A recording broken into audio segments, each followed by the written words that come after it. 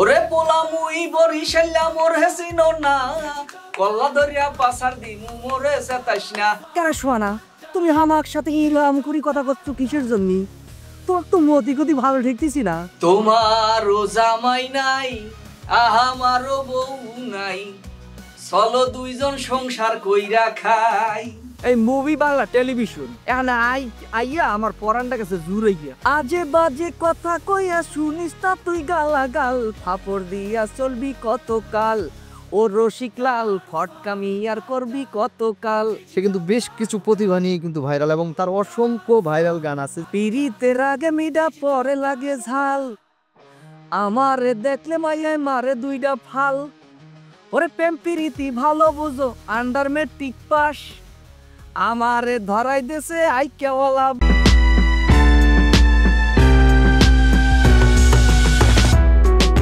সুপ্রিয় দর্শক, অনেক অনেক প্রীতি ও শুভেচ্ছা জানিয়ে শুরু করছি মুভি বাংলা টেলিভিশনের অনুষ্ঠান ডিজিটাল তারকা।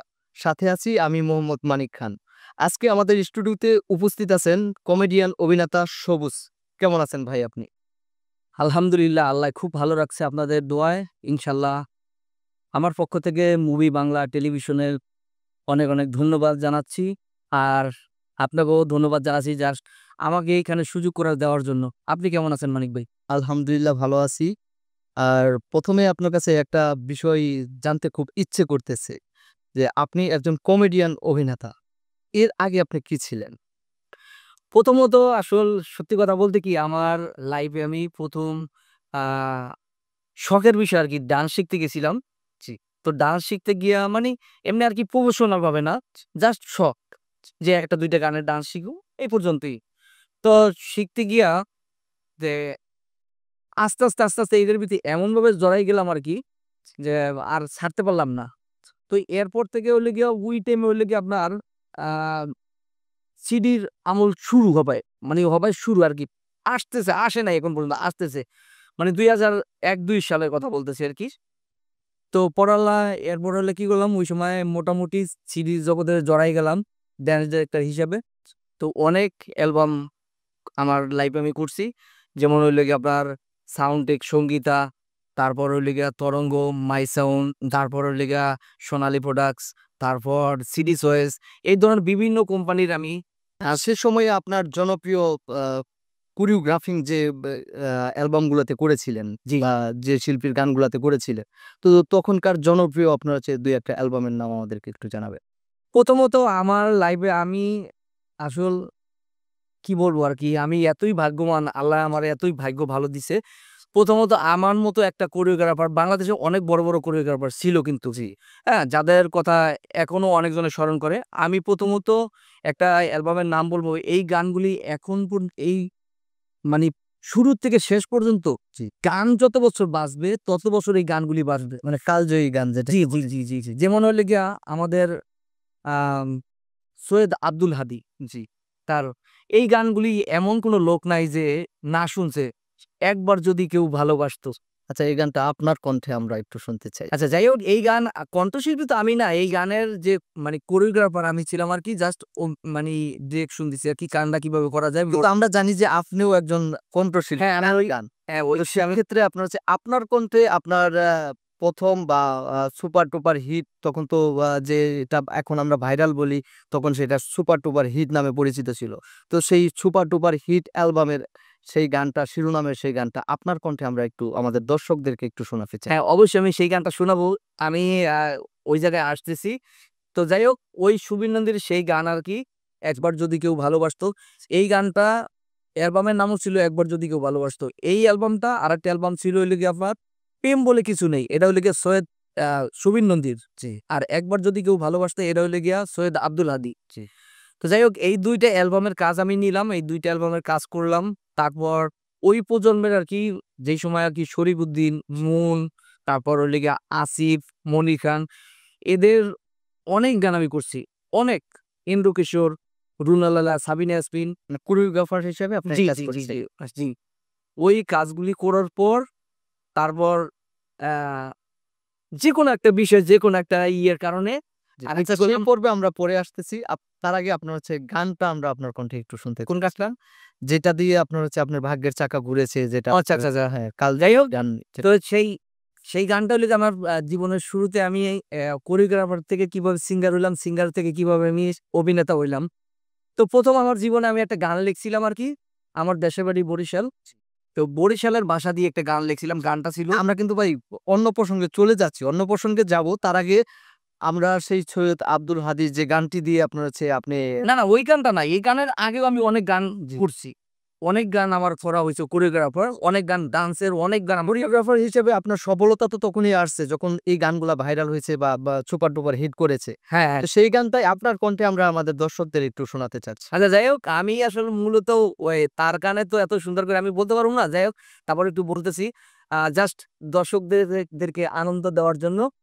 তো গানটা ছিল হলো গিয়া একবার যদি কেউ ভালোবাসতো আমার নয়ন দুটি জলে ভাসতো আর ভালোবাসতো এ জীবন তবু কিছু না কিছু পেত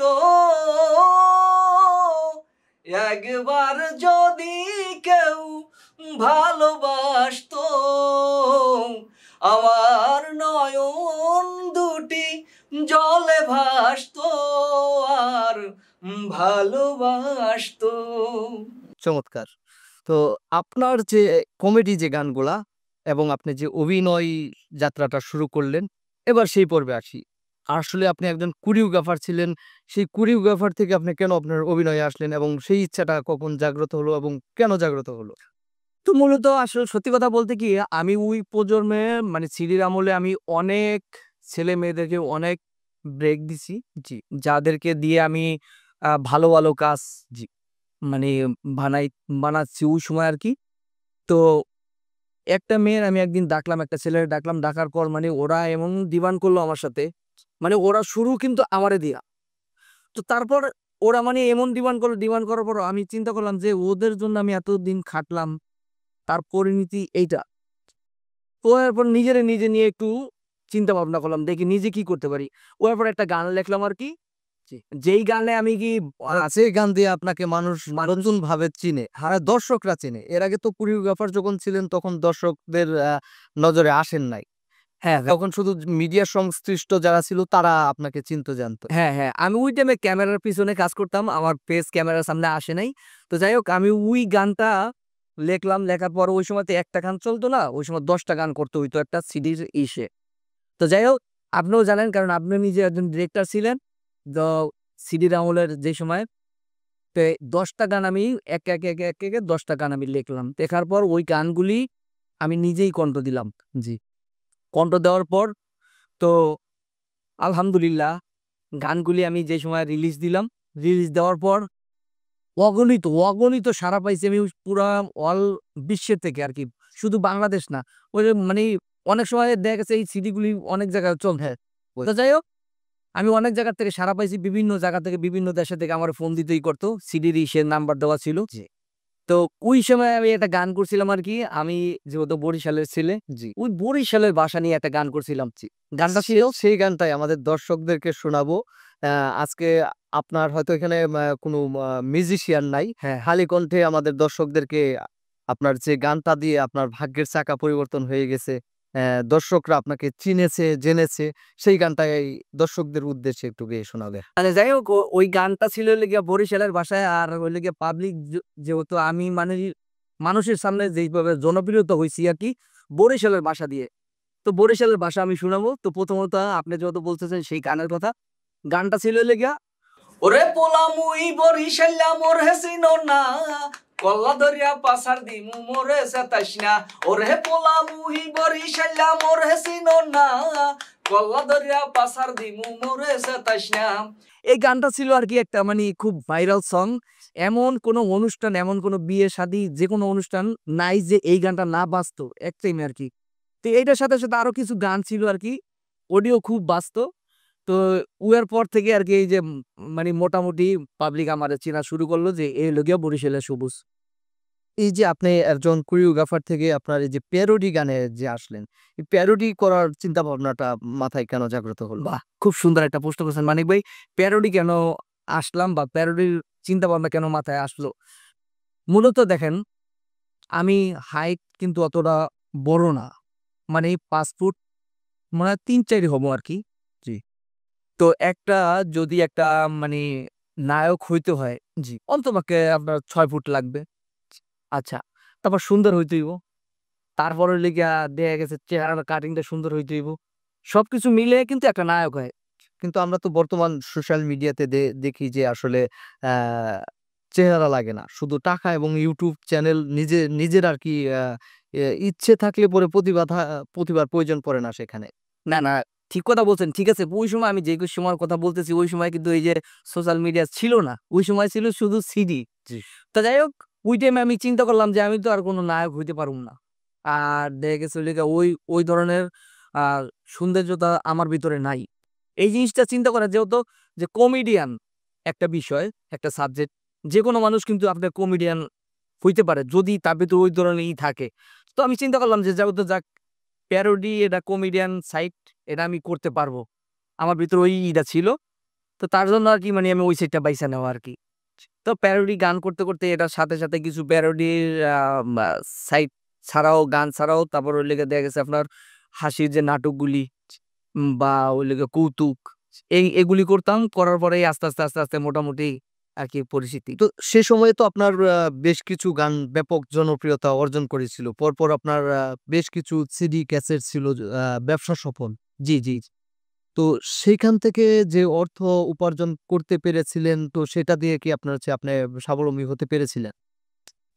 আমি ওই টাইমে মূলত আরকি আমার যে প্যারোডি গান তারপর হইলো গিয়া বিভিন্ন যেইগুলি হইছে এটার থেকে আমি মোটামুটি ওমন করতে পারিনি। কিন্তু আসলে ডিরেক্টর ছিলাম।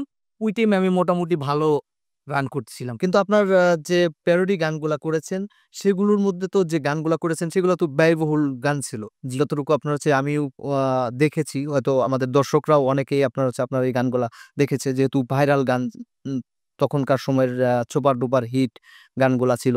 তো আপনি কেন সেইখানকার অর্থ দিয়ে সফলতা অর্জন করতে পারেন নাই বা স্বাবলম্বী হতে পারেন নাই? না, ওই সময় আমি শুধু খালি চিন্তা করতাম যে মানে আমার একটা গান ভাইরাল হওয়ার পর আরকি, 'পোলা মুই বরিশাল' এই গানটা ভাইরাল হওয়ার পর তারপর শুধু খালি আমার নিয়া চিন্তা করতাম যে আরো ক্যারিয়ার কিভাবে আরো করা যায়, আপগ্রেড করা যায়, আরো আমি কিভাবে মানুষের কাছে প্রচার হইতে পারি।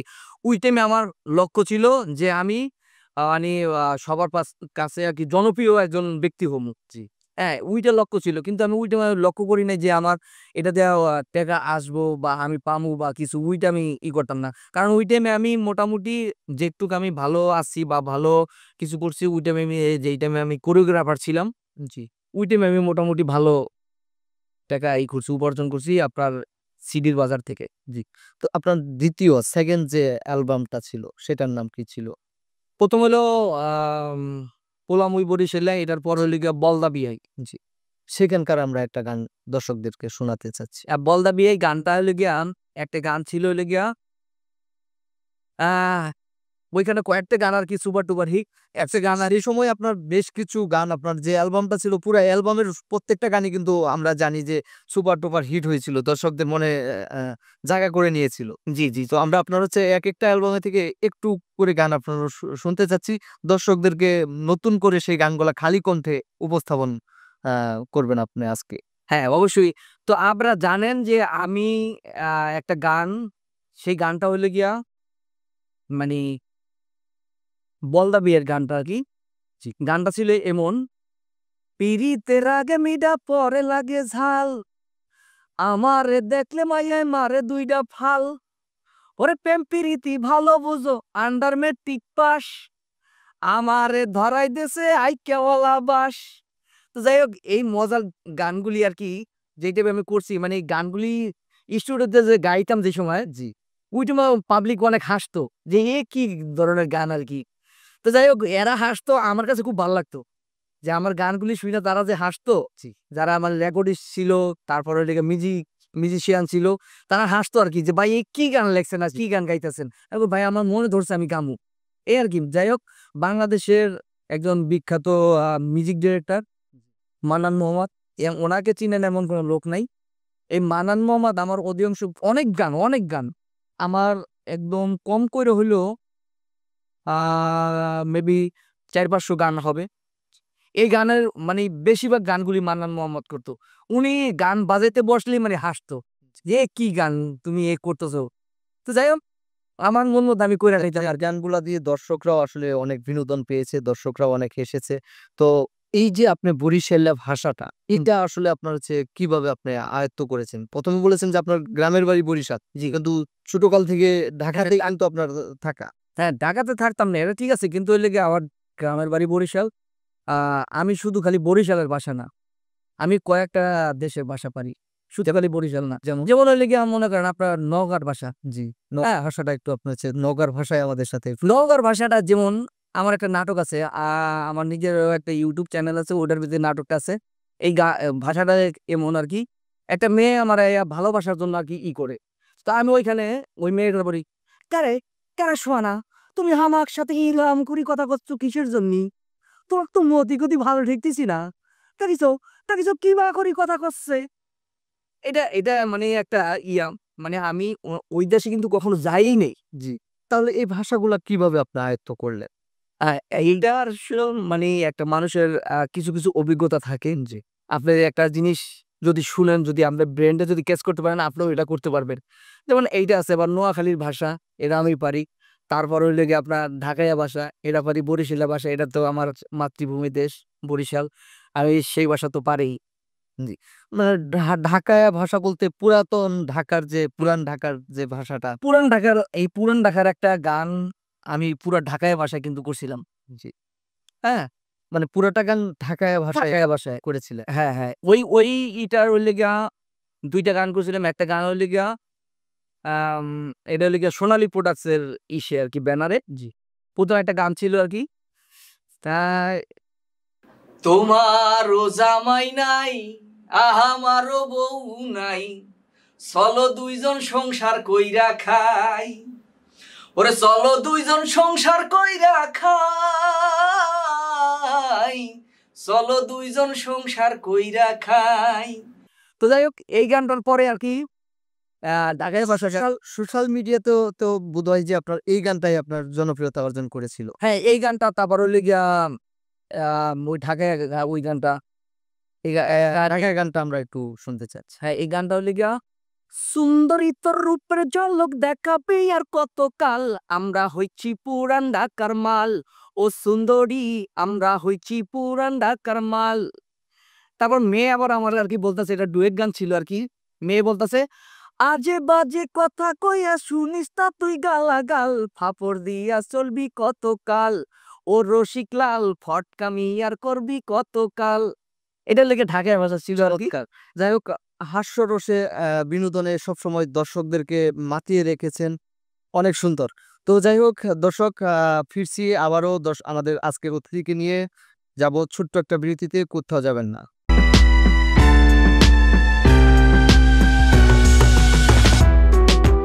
দর্শক, বিরতির পরে আবারও ফিরে আসলাম আমাদের আজকের অতিথি কমেডিয়ান সবুজ ভাইকে নিয়ে। তো ভাই, আমরা যে পর্বে ছিলাম যে আসলে ঢাকায়া যে গানটা আপনি লিখেছেন, এই যে গানগুলা, এই গানগুলা কে লিখতো বা কে রচয়িতা করতো?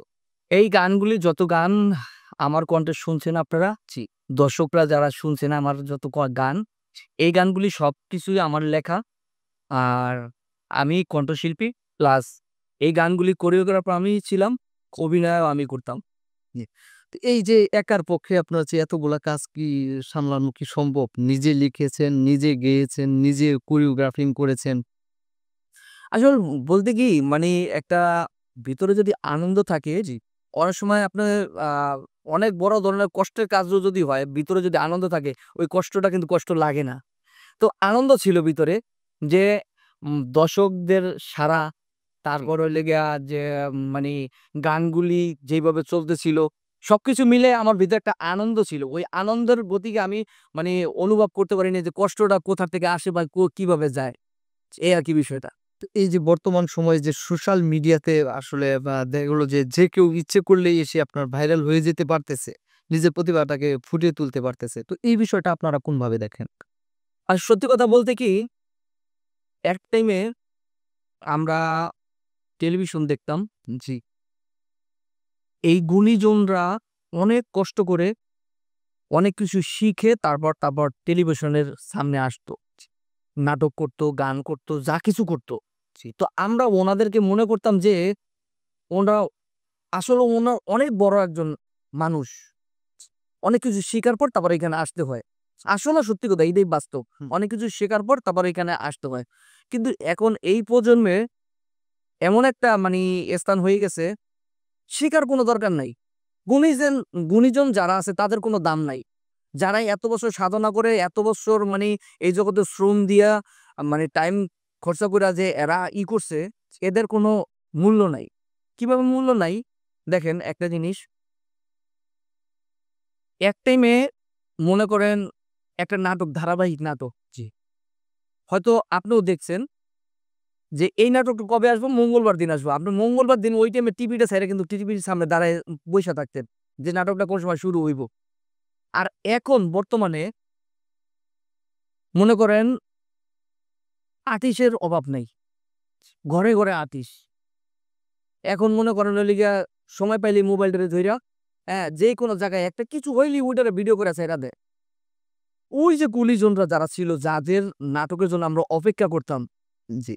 হ্যাঁ, তাহলে এখন যারা মনে করেন হইলো গিয়া মোবাইলটা ধরিয়ে আর্টিস্ট হইয়া যায়, তাদের ভিতরে এদের ভিতরে কতটা ডিফারেন্স?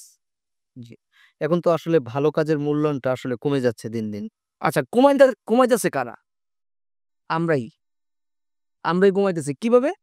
আমরা আগে অপেক্ষা করতাম যে মঙ্গলবার দিনে এই নাটকটা আসলে আমরা ওই নাটকটা দেখব। জি। আর এখন কি? আমরা কিন্তু ওই সময়টা দিচ্ছি না। এখন কি করতেছি? ওই মোবাইল দিয়া ৫ second, ১০ second, ১৫ second, ১ minute video যারা করতেছে, অগোটা নিয়ে পইড়ে আছি। আচ্ছা, আগে তো একটা সময় যখন আপনারা কাজ করতেন তখন দেখা গেল যে ক্যামেরা, তারপর টলি, জিবাম বিভিন্ন ধরনের ইনস্ট্রুমেন্ট লাগতো হ্যাঁ। এবং পিকআপ ভরে গাড়ি ভরে আপনারা হচ্ছে সেগুলা শুটিং স্পটে নিয়ে যেতেন। এখন আপনার হচ্ছে একটা ব্যাগ হলেই আপনার শুটিং হয়ে যায়। তো এটার কারণটা আপনারা ব্যাখ্যা করবেন। মানে একটা ব্যাগ বলতে আমি আপনাকে বুঝিয়েছি যে একটা ক্যামেরা হলেই শুধু মানে ক্যামেরার ব্যাগ বা সেই ব্যাগের ভিতর ক্যামেরাটা, সেই ক্যামেরাটা দিয়েই শুধু শুটিং করতেছে। তার মানে একটা ক্যামেরা হলেই শুটিং হয়ে যায় আছে। বিষয়টা হইলো গিয়ে এমন, এখন তো আরকি বলে যে ডিজিটাল যুগ। জি। সবকিছু আরকি ডিজিটালের ভিতরে চলে আসছে। এইজন্য আরকি মনে করেন আগে যে আমরা বিশাল এমন ক্যারেন ট্রলি আরকি ৩-৪ তলা ৫ তলার সমান একদম উপরে উঠতো। যে বিশালভাবে। এটা দিয়ে আমি মনে করেন আমরা হইলো গিয়া টপ শট নিতাম। তারপর হইলো গিয়া মনে করেন হইলো গিয়া জীবন ছিল। তারপর হইলো গিয়া টলি ছিল। এখন এইডি কিছু লাগে না। এখন কি? এই ছোট একটা এটারে কি ঘেম বল বলে। হ্যাঁ? এটা দিয়ে এমন করে টলি করা হয়ে যাইতেছে। তারপরে এখন আবার হইলো গিয়া মনে করেন ওই যে গিয়া কি বলে ওই যে মোবাইলটা ঢুকাইয়া এইভাবে করে এমন কইরা এটারে সেলফি স্টার নাকি? আচ্ছা, এই জিনিসগুলি হইয়া যাওয়া নাই, এই বড়, বড় যে এই জিনিসগুলি এটি আর প্রয়োজন হয় না।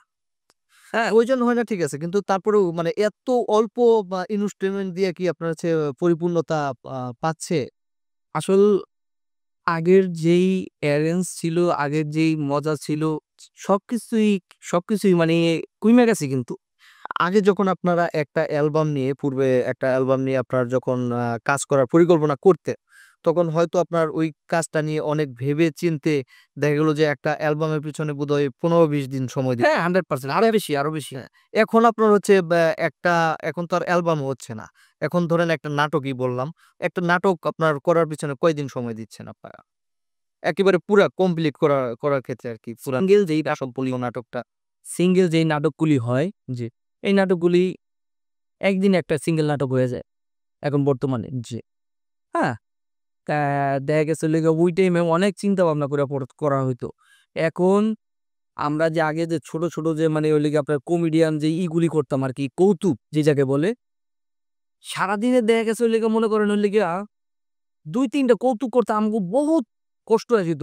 তাও মনে করেন হইলো গিয়া ২ মিনিট, ১.৫ মিনিট, ২.৫ মিনিট, ৩ মিনিট। আর এখন বর্তমানে সারাদিনে আপনি মনে করেন হইলো গিয়া দেখা গেছে হইলো গিয়া কৌতুক করে ফেলাইবেন এমন হইলো গিয়া মনে করেন ৫০ টা। মানে এটা কি প্রযুক্তির ছোঁয়ায় আপনারা আপডেট হয়েছেন নাকি প্রযুক্তি আপডেট হয়েছে? না আমি এটা বলতে পারতেছি না যে এটা কি আপগ্রেড। এখন মনে করেন হইলে কি আমরা যে আগে যে মানে কি ক্যামেরার যে কাজগুলি করতাম, জি। এই অ্যাঙ্গেল থেকে ধরা হইতো, এই অ্যাঙ্গেল থেকে ধরা হইতো, সামনে থেকে ধরা হইতো, টপ শট নিত, হ্যাঁ বিভিন্ন শট নিত। এখন হলো কি এই প্রজন্মের যে কিছু কিছু ডিরেক্টর আছে, তো নাম নাই বললাম। প্রথমত আমি একজন আর্টিস্ট, আমি গেছি সেটে যাওয়ানোর পর পরে বলতেছে যে সুজ ভাই এই ঢুকবেন, ঢোকার পর মেয়েরা আসতেছে, হ্যাঁ আপনি ওর লাগে ধাম করে একটা বাড়ি খাইবেন, খাওয়ার পর পরে দেখবেন মনে করেন হইলে গিয়া যে ওর সাথে কথা বলবেন এই বিষয় নিয়ে 3 মিনিট খাইবেন এইখানে। মানে স্ক্রিপ্ট লাগে না। না না না মানে আমি মানে টাস্কি খাওয়া যাই যে ঢুকলাম বাড়ি খাইলাম, খাওয়ার পর আর কি মানে মেয়ের প্রশ্ন 3 মিনিট খামু, মানে শর্টের নাম হয়েছে 3 মিনিট খামু, হ্যাঁ এই আর কি এই বিষয়টাই 3 মিনিট খামু। মানে ওইখানে ৩ মিনিট সময় কাটাতে হবে। হ্যাঁ হ্যাঁ হ্যাঁ হ্যাঁ হ্যাঁ, সেটা সেটা কোনো স্ক্রিপ্ট নাই। মানে আপনার নিজের মেধা থেকে আপনার সেটা মানে একটার পর একটা মানে গলি আমি 3 মিনিট এখানে সময় পাস করবো আর কি। তো আমি বলতেছি যে এক টাইম আমরা স্কিপ রেডি করতাম, ডায়লগ বাই ডায়লগ দিয়ে যেতাম স্কিপ দেখা, আর এইখানে ঢুকে আমি বলে 3 মিনিট খাইয়া পেলাম। তাহলে চিন্তা করেন ওই কাজের আর এই কাজের ডিফারেন্সটা কত। আসলে এই কারণেই আসলে দিন, দিন কিন্তু আমাদের প্রযুক্তিটা আপডেট হওয়াতে আমরা ভালো জিনিসগুলা হারিয়ে ফেলতেছি। আগের যে নাটকগুলা বা আগের যে গানগুলা ছিল সেগুলা কিন্তু আ বারবার দেখতে মন চেত এবং সেগুলো থেকে অনেক কিছু শিখার মতো পাওয়া যেত। কিন্তু বর্তমান সময়ে সেই শিখার স্থানগুলা, শিখার মতো নাটকগুলা সোশ্যাল মিডিয়াতে খুব কমই পাওয়া যাচ্ছে। তো এটার জন্য আসলে দায়ী একমাত্র কি সোশ্যাল মিডিয়াই নাকি আপনার হচ্ছে সোশ্যাল মিডিয়ার সাথে আরো কতিপয় আপনার ব্যক্তিরাও দায়ী আছে? না আমি দায়ী বলতে কারোরই বলবো না, এটা হইলে গিয়া জাস্ট যার অভিরুচি। জি, যারা ভালো কাজ করবে তারা দীর্ঘদিন বেঁচে থাকবে, যারা ওয়ান টাইম আসবে ওয়ান টাইম জুড়ে যাবে, এটাই স্বাভাবিক। এটা কারোর দায়ী দেওয়ার কিছু নেই। এখানে হইলে গিয়া গুণীজন যারা আছেন, শ্রদ্ধেয় ব্যক্তি যারা ছিলেন, অনেকেই আছেন এখনো তারা কাজ করতেছেন, খুব সুন্দর কাজ করতেছেন। তাদেরকে যদি এইভাবে যদি দায়ীকে নিয়ে যদি বলা হয় আমার মতো যে ভাই ধাক্কা দিয়ে বলে যে 3 মিনিট সময় এখানে খাবেন, ওনরা এই কাজ জীবনে করবে না। যারা গুণীজন এখনো আছেন, যারা ভালো কাজ আগের থেকে করে আসছেন বা এখনো করতেছেন, ওরা জীবনে এই কাজ করবে না। কারণ আমরা যারা দেখতেছি যে এই ধাক্কা দিয়ে ঢুকেই 3 মিনিট সময় এখানে খাইতেব, জি। এই আর্টিস্টগুলি এইভাবেই আসবে, ধাক্কা দিয়ে 3 মিনিট খাবে, 3 মিনিট খাইয়ে চলে যাবে। এই আর্টিস্টগুলির টাইমই থাকুক 3 মিনিট। আচ্ছা, আগে যখন আপনার পূর্বে যখন আপনারা সিডি বাজারে অ্যালবাম করতেন তখন কতদিন পর, পর একটা অ্যালবাম বাজারে আসতো? আমরা বৎসরে ২টা অ্যালবাম আসতো, আবার অনেক সময় বছরে ১টা আসতো। ১ বছর পর ১ টা বা ২ টা অ্যালবাম। হ্যাঁ, হ্যাঁ, হ্যাঁ। আর এই বৎসরের ভিতরে চিন্তা ভাবনা থাকতো যে আমি সামনের ঈদের ভিতরে আমি এই গানটা রিলিজ দিমু, এই অ্যালবামটা রিলিজ দিমু। ১ বছর কল্পনা করতে শুধু হইতো। পরিকল্পনায় করে আমরা চলে যাইতেন। তো আচ্ছা, এখন আপনার হচ্ছে সোশ্যাল মিডিয়াতে আপনার কতদিন পর, পর আপনার আ আ গান বা আপনার হচ্ছে নাটক আসে। নাটকগুলো আসতেছে? এখন বর্তমানে মানিক ভাই কি বলবো আর কি, এখন বর্তমানে কতদিন পরে না। এখন প্রতিদিনই কন্টিনিউ দেখা গেছে লেগা আজকে আপনি আমারে শিডিউল দিলে আপনার কাছে যাইতেছি। হ্যাঁ, ওই যাওয়ার পরেই বলতেছেন যে ভাই এই কাহিনী এই। এটা করে কি আসলে কাজের গুণগত মানটা কি ঠিক থাকে? না, না থাকে না। আমরা কিন্তু আগে যে ক্যামেরাগুলা আসলে ইউজ করতেন বা ইউজ করতাম যেগুলা, সেগুলো কিন্তু আপনার হচ্ছে এইচডি ছিল না। এখন এইচডি পার হয়ে 4K ভার্সনে চলে গেছে। হ্যাঁ। একদম পানির মতো ক্লিয়ার ভিডিও আমরা দেখতে পাচ্ছি। কিন্তু আ গল্প কিন্তু ভালো পাচ্ছি না। না। গল্প নাই বলতেই আমরা চলে। প্রযুক্তির ছোঁয়ায় কিন্তু আপডেট হয়েছি। কিন্তু আসলে আমাদের যে প্রতিভাটা বা যে গল্পগুলা সেগুলা কিন্তু আপডেট করতে পারি নাই। তো এই কারণে কিন্তু আসলে দিন, দিন কিন্তু আসলে মিডিয়ার প্রতি বা নাটক বলেন, কৌতুক বলেন, গান বলেন এগুলোর প্রতি কিন্তু আসলে মানুষ একটা আস্থা বা তাদের রুচিটা কমিয়ে তারা বহির্বিশ্বের যে সিনেমাগুলা বা নাটকগুলা সেগুলার ভিতরে আকৃষ্ট বেশি হচ্ছে। তো এই বিষয়ে দর্শকদের উদ্দেশ্যে আপনার কি বলার আছে? এই বিষয়ে দর্শকদের উদ্দেশ্যে আমি একটা কথাই বলব, যারাই আম অভিনয়ের সাথে জড়িত আছেন, মিডিয়ার সাথে জড়িত আছেন, আমি সবাইকে বলব যে আপনারা যেকোনো জিনিস আগে বুঝেন।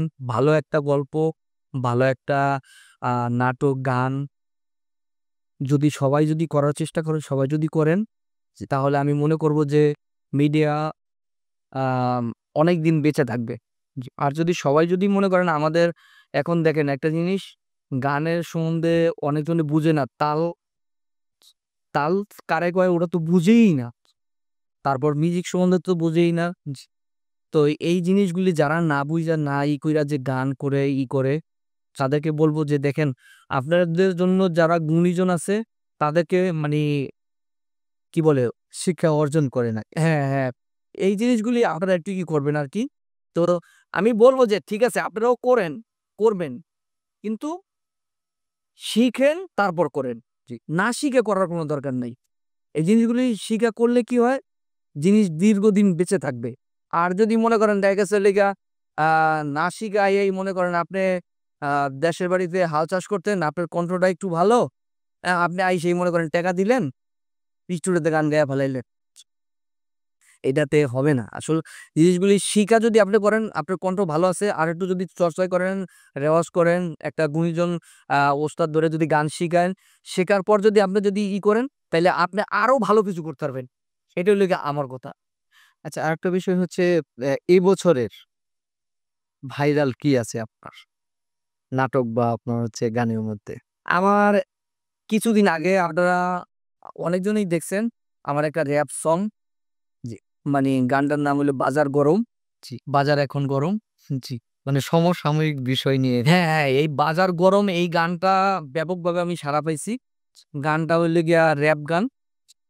আমার নিজের একটা চ্যানেল আছে সবুজ মিডিয়া ইউটিউব চ্যানেল। যেই গানটা খুব মোটামুটি খুব ভাইরাল হইছে। আর আমি গত ২ দিন ধরে আমি আরেকটা র‍্যাপ গানের কাজ করছি। শুটিং শেষ। আ এডিটে বসছি। এডিটিং চলতেছে। এটাও এই বৃহস্পতিবার দিন রিলিজ দিমু আরকি। তো যাই হোক ওই ভাইরাল গানটা হইলো গিয়া ছিল এমন আরকি, ১ম স্টার্টিং এ আরকি জি।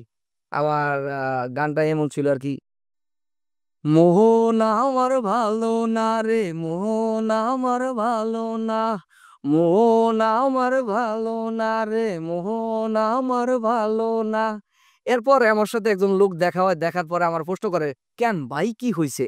তা আমি আবার গানের সুরে বলতাছি, ছোট পোল্লার ডেঙ্গু জ্বর খাইতে কইছে ডাব, যাইয়া দেখি বাজারে আছে নাকি ডাব। ওই লোক আবার আমার বলতাছে, ওরে বাপ রে বাপ, কিনতে যান ডাব, দাম শুনলে মারবেন আপনি ৫-৬টা লাভ, গরিবের কপালে নাই এখন ডাব। তো এইভাবে আরকি গানটা আরকি। তো ওই গানটা খুব চমৎকার একটা গান ছিল। ওই গানটা ব্যাপকভাবে সাড়া মানে পেয়েছে। যখন যেই গানটা দেখা গেল যে সোশ্যাল মিডিয়াতে ভাইরাল হচ্ছে, সেই গানগুলাকেই কি আপনি প্যারোডি করে ফেলেন?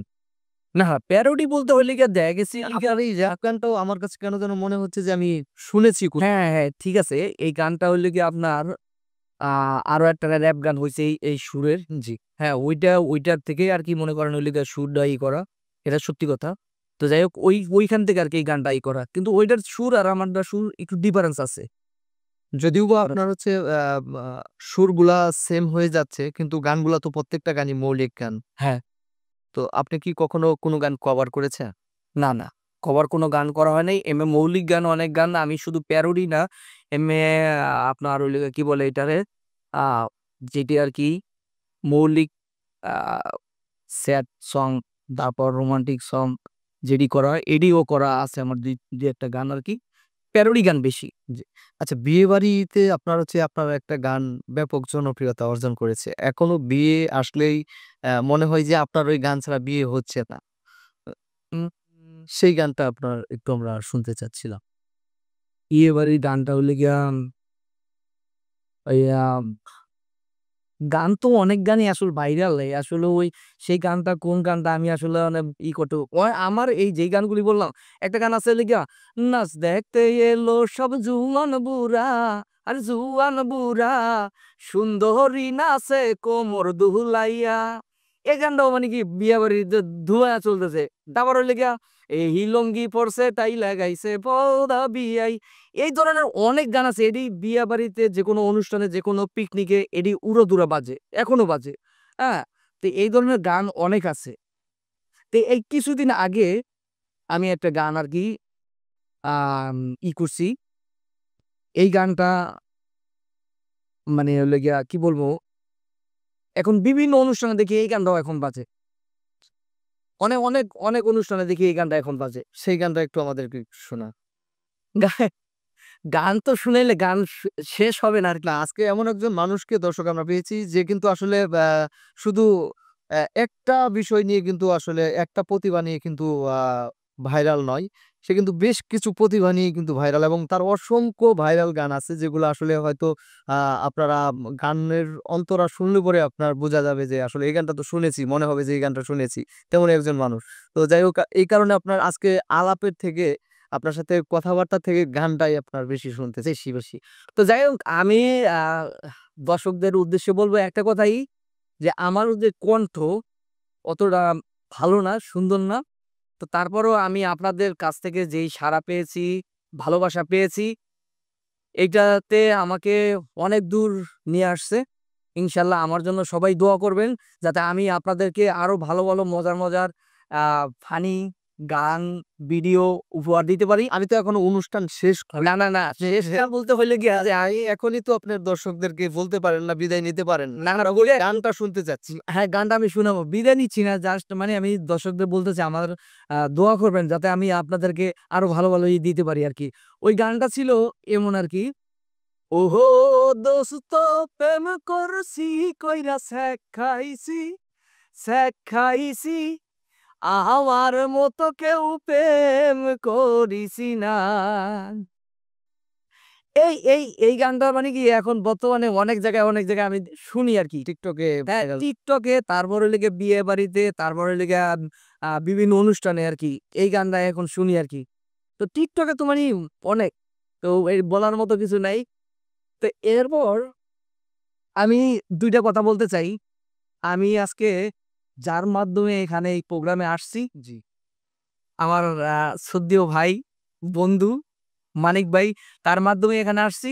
তো যাই হোক, মানিক ভাইকে হয়তো অনেকজনে চিনেন, আর অনেকজন আবার চিনেন না। যারা মিডিয়াতে যারা কাজ করেন অনেকজনই চিনেন। মানিক ভাই কিন্তু একদম ভালো একজন ডিরেক্টর।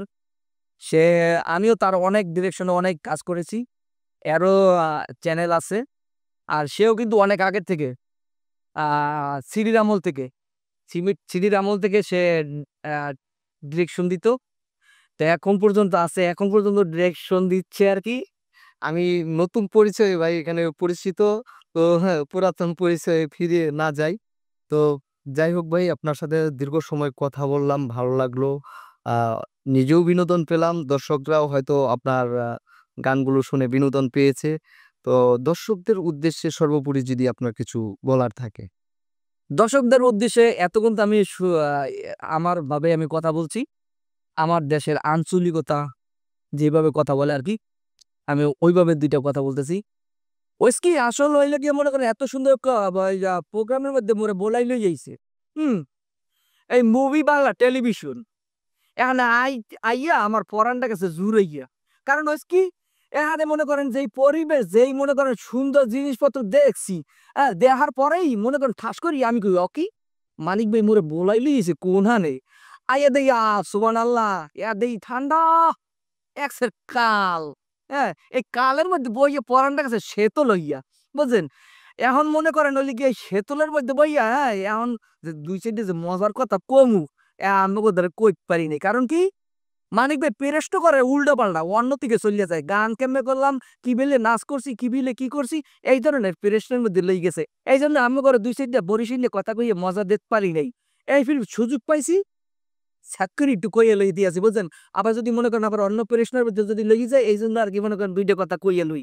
আচ্ছা যাই হোক, আমেরা মোরে যারা যারা চেনেন, হয়তো বরিশালে বাসা দিয়েই চেনছেন, অন্য দেশের ভাষা দিয়ে চেনেন নাই। এই জন্য আমি এই বরিশালে ভাষা দুগ্গ যদি না কইতাম, আমার পেটের ভাত হজম হইতে না। আর এখানে মনে করেন আমি সুস্থভাবে মনে যাইতেও পারতাম না, যদি বরিশালে ভাষা দুইটা না কইতাম। তো যাই হোক, ধন্যবাদ মানিক ভাইকে এই বরিশালে ভাষা দুইটা কর সুযোগ দেওয়ার জন্য। চমৎকার। আসলে হাস্যরসিক মানুষরা কিন্তু সরল মনের হয়ে থাকে। যারা মানুষকে হাসাতে ভালোবাসে, তারা কিন্তু কখনো মানুষের মনে কষ্ট দেয় না। নিতান্তই আপনি একজন ভালো মনের মানুষ। আপনার জন্য অনেক, অনেক শুভকামনা রইলো। দর্শক, দেখতে, দেখতে একেবারেই অনুষ্ঠানের শেষ প্রান্তে চলে এসেছি। বিদায় নেব। আগামী পর্বে দেখা হবে। আবারও কোনো নতুন অতিথিকে নিয়ে আসছি। সে পর্যন্ত ভালো থাকবেন, সুস্থ থাকবেন। আল্লাহ হাফেজ।